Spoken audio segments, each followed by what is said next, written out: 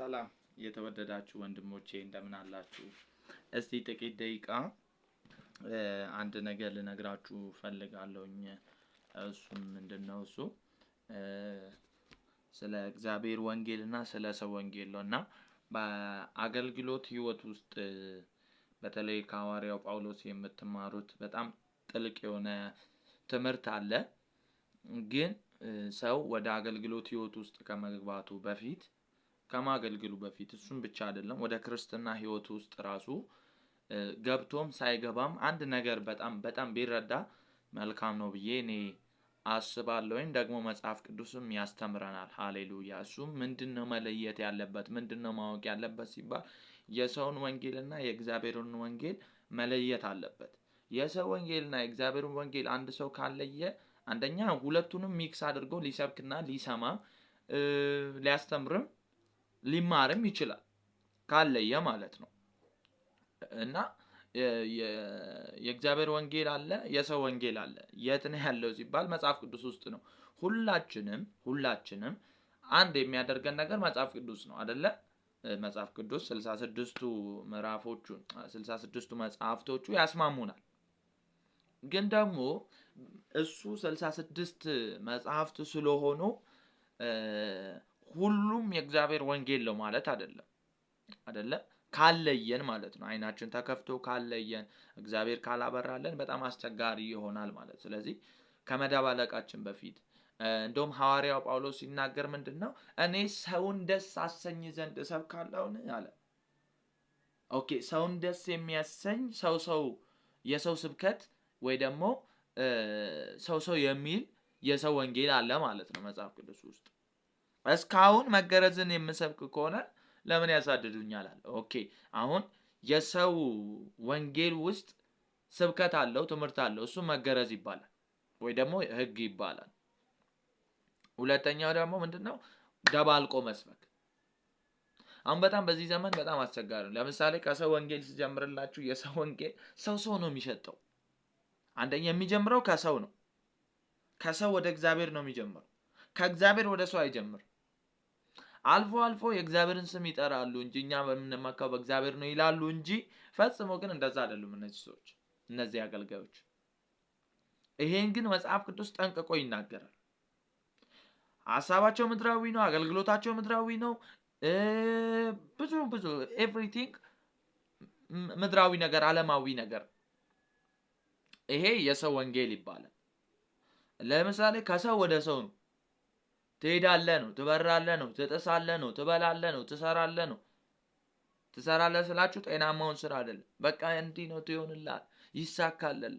በጌታ ሳይሆኑ በፊት እነዚህ ሰዎች ሲሰሩ ሲበሉና ሲሳካላቸው ትጥሳላችሁ ሳይባሉ እየጣሱ እየጠረመሱ ነው ያሉት ሰዎች ማለት ነው። ምንድነው መጣስ? ምንድነው መጠርመስ? ወዴት ነው የሚጠረመሰው? ምድር የራሷ ስርዓት አላት። እቺ ዓለም የራሷ ስርዓት አላት። ያቺን ስርዓት ጠብቀ ማትሄድ ከሆነ አይሳካልም። ይሄ ሞኝነት የሆነ ላይፍ አቁሙ። እግዚአብሔር ይባርካል። እግዚአብሔር ውሸት ነው። እንደዚህ አይነት ነገር እግዚአብሔር ጌም ውስጥ የለም። ይሄ የሰው ወንጌል ውስጥ ነው ያለው። ግን ማመካኛ አላቸው። እሱም መጽሐፍ ቅዱስን በትክክለኛው በጤናማ ሁኔታ ካለመረዳት የተነሳ ነው እንደዛ የሚተረጉሙት። ትዝ የሚላችሁ ከሆነ ጌታ ኢየሱስ በነበረ ጊዜ ቤተ መቅደስ የሚውሉትን መጽሐፍትን የሚያጠኑትን መሲሁን የሚጠብቁትን መሲሁ መምጣቱን የሚሰብኩት እነዛ መምህራኖች እንደዚህ ብሎ ተናገረ። መጽሐፍትንና የእግዚአብሔርን ኃይል ስለማታውቁት ትስታላችሁ አላቸው። ኦኬ፣ መጽሐፍት ስለማን ነው የሚናገረው? እንደውም እንዲህ ያላቸው ዝቅ ብሎ ሙሴ ራሱ ስለኔ ነው፣ እኛ የሙሴ ደቀ መዛሙርት ነን። ኖ አይደላችሁም። ምክንያቱም ሙሴ ራሱ ስለኔ ነው የሚመሰክረው። ሙሴ ራሱ ስለኔ ነው የሚናገረው። ልብ እያላችሁ ነው? እያስተዋላችሁኝ ነው እንዴ? ስለዚህ እናንተ የሙሴም ደቀ መዛሙርት አይደላችሁም። ምክንያቱም ሙሴ የተናገረውን ታምኑ ነበር፣ ትቀበሉ ነበር አላቸው። ወዳጆቼ እንደውም ዮሐንስ ሲናገር ከዚህ በፊት ተናግሬያለሁ በአንድም በሌላ መንገድ ማለት ነው። እነሱ ከሰው ናቸው። ከዓለም ስለሆኑ ወይ ደግሞ ከሰው ስለሆኑ የሚናገሩት ስለ ሰው የሚናገሩት ዓለማዊ ነው። የሚሰማቸውም ደግሞ በዓለም ያሉት ናቸው። በክርስቶስ ኢየሱስ የሆኑት አይደሉም። በጨለማው ዓለምና በክርስቶስ ዓለም መሆን የተለያየ ዓለም ናቸው። የተለያየ የህይወት ስርዓት ነው። ማመካኛቸው ግን ምንድነው? ይሄኛው ነው ወንጌል ነው። እኛ መጽሐፍ ቅዱስ ነው የምንሰብከው። ሃሌሉያ። ግን አይደለም ወዳጆቼ፣ እንዳትሸወዱ። መጽሐፍ ቅዱሳችን ከፋፍለን ልናጠና እና ከፋፍለን ልናቅ የተገባ ነው ማለት ነው። እና የሚሰብኩ ሰው የሚል ነው፣ ወደ ሰው ነው፣ ትወርሳለህ ነው፣ ትበላለህ ነው። ልክ እንደ ጆቫ ዊትነሶች ማለት ነው። ገነት እቺ ምድር ነች እንደሚሉት ማለት ነው። ገነት ራሱ ክራይስት ጂሰስ መሆኑን እኛ ስለዘነጋን እኛም ገና ገነትን ምንወርስ ገና የሚጠበቅ ሌላ አዲስ ሰማይ አዲስ ምድር አዲስ የሆነ በቃ አለ አይደል በአይምሮአችን እኛ ምን ስለው ነገር ግን በመንፈስ ቅዱስ አማካኝነት የእግዚአብሔር ዓለም የእግዚአብሔር መንግስት በውስጣችን አድሯል፣ በውስጣችን ገብቷል። ታዲያ ምንድነው የሚቀረው ሲባል ይሄ ስጋ መቀየር ነው፣ ወደ ትንሣኤ አካል መቀየር። አሁን እዛ ውስጥ በደንብ አልገባ። ስለዚህ ከሰው ወንጌል ልትጠነቀቁ ይገባል። የሰው ወንጌል የኢየሱስ ስም አለበት፣ በጣም አለበት። መጽሐፍ ቅዱስ ወንጌል ይሰብካሉ፣ በጣም ይሰብካሉ። ግን ሰው የሚል ነው የሚያደርጉት። መጽሐፍ ቅዱስን ከእግዚአብሔር አንፃር አይደለም የሚፈቱት። መጽሐፍ ቅዱስን የሚፈቱት ከተሰራው ከክርስቶስ የመስቀል ስራ ፍጹም ስራ ጋር አይደለም የሚፈቱት ከሰው አንፃር ሰውን ደስ ለማሰኘት ነው የሚሰብኩት። በጣም የሚገርመው ደግሞ ቀላቅለው ነው የሚሰብኩት። ህግም እኮ ክርስቶስ እኮ ሞተልናል፣ ክርስቶስ እኮ ያስፈልጋል፣ ለድነታችን እኮ በቂ ነው ግን ብለው ደግሞ ህግን ይጨምራሉ። ህግ አይገባበትም። በመሰረቱ ለቤተ ክርስቲያን ህግ የሙሴ ህግ አልተሰጣትም።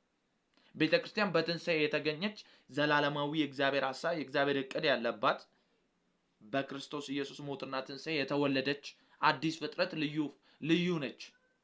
ኒው ብራንድ ነች። ይሄን በጣም ሊገባችሁ ይሄን ልትረዱ ይገባል። አይሰብኩም ማለት ያወራሉ፣ ግን ቀላቅለው ነው የሚሰብኩት። እንዴ በዚህ ድነናል፣ ግን እሱ ከአዳም አድኖናል፣ በህጉ ደግሞ እኛ ምን እንላለን? የተሻረው መስዋዕቱ ነው ይላሉ። ህጉ አልተሻረም። መጽሐፍ ቅዱስ ግን የህግን ትእዛዛት ከነ ትእዛዛቱ አይደለ እንዴ ሻረው እኮ ነው፣ አስወገደው እኮ ነው። ህጉም ኪዳኑም ፈርሷል፣ አልጸናም፣ አዲስ ኪዳንን አድርጓል ብሏቸዋል እኮ በትንቢት ማለት ነው። ከህዝቤ ጋር አዲስ ኪዳን የሚገባበት ነግሯቸዋል፣ ግን እነሱ አላስተዋሉ። ጂሰስ ይህ ደሜ ጠጡ፣ ከእናንተ ጋር አዲስ ኪዳን የሚገባበት ለብዙዎች የሚፈስ የኃጢአት ስርየት ነው፣ ደሜ ነው፣ ይህ ደሜ ነው፣ ጠጡ።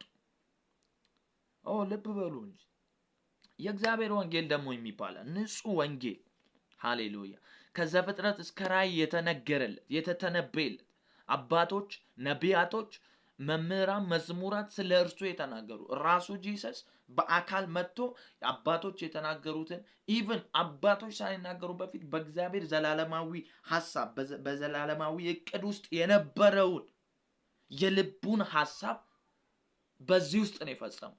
የእግዚአብሔር ወንጌል ማለት ምን ማለት? እንደምታውቁት ወንጌል ማለት የምስራች ዜና ማለት ነው። በቃ ምንም ውስብስብ ለማመን የሚከብድ እውነት እኮ ነገርየው እውነት ነው፣ ግን እውነት የሆነ ግን ደግሞ ለማመን የሚከብድ የምስራች ዜና ማለት ነው ወንጌል። የሰው እጅ የሌለበት ከእግዚአብሔር ወደ ሰው የሆነ የሰው ወንጌልስ ከሰው ወደ ምን ወደ እግዚአብሔር የሆነ አሁንም በእንደዚህ አይነት ስርዓት ውስጥ የሚኖር ስላለ አሁን አዲስ ኪዳን ሆኖልናል። አዲስ ኪዳን ደግሞ ሁሉ ጊዜ ከእግዚአብሔር ነው መነሻው። መመኪያችን እግዚአብሔር ነው። ስጦታው ጸጋ ጽድቁም ከእግዚአብሔር ነው። ለዚህ ነው የራሳቸውን ጽድቅ ሊያቆሙ ሲፈልጉ ከእግዚአብሔር ጽድቅ ምን አሉ ወደቁ ይላል። እና ማንን ነው የሚለው? እስራኤላውያን በራሳቸው መጽደቅን ሲሹ የእግዚአብሔር ጽድቅ በመካከላቸው መጥቶ ሕያው ሆኖ ሰርቶ አሳይቷቸው ግን ምን አሉት? ወደቁ፣ ካዱት፣ አሳልፈው ሰጡት። ያም ሆኖ ግን እግዚአብሔር አሁንም ትዕግስቱ እጅግ በጣም ብዙ ስለሆነ በተለያየ አገልጋዮች በኩል ይህን ወንጌል ይነገር ነበር። በተለይ በሐዋርያው ጳውሎስ ይሄ እግዚአብሔር ወንጌል በእምነት ብቻ ከመጀመሪያ እስከ መጨረሻ የሚያጸድቅ ነው። አይሁድና አሕዛብን አንድ ያደረገ አንድ አዲስን አይሁድም አሕዛብም ያልሆነ ግን ደግሞ አይሁድም አሕዛብም የሆነ በክርስቶስ ግን አንድ አዲስ ፍጥረት የሆነን የወለደ ሁል ጊዜ የሚናገረው የሚሰብከው የምስራች ነው። ኃጢአተኛን የሚያጸድቅ የሰው ወንጌልስ ኃጢአተኛን የሚያሽሽ፣ ኃጢአተኛን የሚያርቅ፣ ኃጢአተኛን የሚጸየፍ፣ ኃጢአተኛን የሚያገል ነው። ስለዚህ በህይወት ዘመናችሁ የእግዚአብሔርን ወንጌልና የሰውን ወንጌል ካለያችሁ ስኬታማ ልትሆኑ አትችሉም።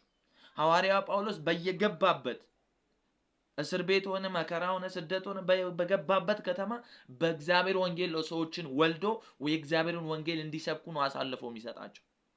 ለዚህ ነው ይህን ወንጌል በጊዜም አለ ጊዜም ስበካል ማለት ታላቁ የእግዚአብሔር ምክር ወንጌል እንድንሰብክ ነው። የማን ወንጌል ሲባል የእግዚአብሔር ወንጌል። የእግዚአብሔር ወንጌል እሱ ማለት የእግዚአብሔር ወንጌል ማለት በደንብ ስሙ፣ በመስቀል ላይ ተሰርቶ ያለቀ የተፈጸመ ለመንፈሳችን፣ ለስጋችን፣ ለነፍሳችን በቂ የሆነ እኛ ምንም የሌለንበት አይደለ። አዳም ኃጢአት ሲሰራ አልነበርንም፣ ክርስቶስም ጽድቁን ሲሰራ አልነበርንም። ግን ደግሞ በመወለድ እንካፈላለን። ምንድነው በመወለድ ማለት? እርሱን በማመን ክርስቶስን ስናምን ከመንፈስ ቅዱስ እንወለዳለን። የእግዚአብሔር ወንጌል ነው። መወለድ ደግሞ ስራ አይደለም። አዎ ልክ ነው። እኔ ደካማ ነኝ፣ ኃጢአተኛ ነኝ፣ ግን ክርስቶስ ሰርቶታል፣ ጨርሶታል ብሎ ማመንና መቀበል በቃ ተፈጸመ አለ ኢየሱስ። ስለዚህ ይሄ ለዩ። ልክ ይሄ ስትለዩ በቃ ማለት የአዲስ ኪዳን ህይወት የምስጋና ህይወት፣ በክርስቶስ ኢየሱስ ጸጋ የተትረፈረፈ ህይወት መኖር ትጀምራላችሁ። ምክንያቱም ጽድቁ ከሱ ነው፣ ስጦታው ከሱ ነው፣ ጸጋው ከሱ ነው፣ እምነቱ ከሱ ነው። ሁሉ በእርሱ ሆነ። ከሆነውም እንኳን አንዳች ያለ እርሱ አልሆነ። ልጅነት ከማን ነው? ከእርሱ ነው። ጽድቅ ከማን ነው? ከእርሱ ነው። ቅድስና ከማን ነው? ከእርሱ ነው። በእርሱ ለማን? ለእርሱ። ክብር ለእሱ ይሁን። የእግዚአብሔርን ወንጌልና የሰውን ወንጌል ለዩ። ተባርካቸው።